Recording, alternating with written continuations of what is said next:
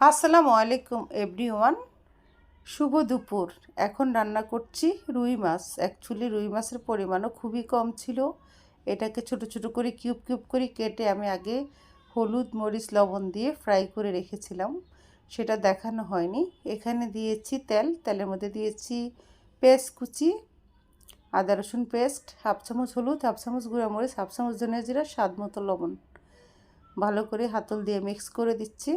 Long time video বানানো হয় নাই, তার জন্য আন্তরিকভাবে দুঃখিত।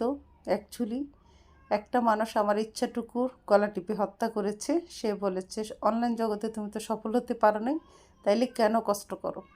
সেই কথাটা বলাতে আমার মেন্টালি আমি অনেক ডিপ্রেশনে চলে যাই, আমি হতাশ হয়ে যাই। সেখান থেকে নিজেকে উঠিয়ে আনতে আমার বহু কষ্ট হয়েছে।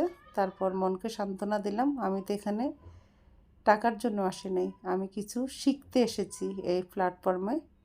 তাই আবারও নতুন করে ভিডিও বানানোর উৎসাহ জাগলো মনে। দিয়ে দিয়েছি মশলাতে টমেটো। তারপর কিছুক্ষণ মশলাটা ভালোভাবে কষিয়ে নিয়েছি। তেলটা যখন উপরে উঠে আসছে তখন দিয়ে দিয়েছি ফ্রাই করা মাছগুলি, সাথে দিয়েছি পরিমাণ মতো পানি। আমার মাছ অলমোস্ট ডান। তবে এখানে আমার একটা মিস্টেক হয়েছে, সেটা হচ্ছে আমার কাঁচামরিচ দিতে মনে ছিল না।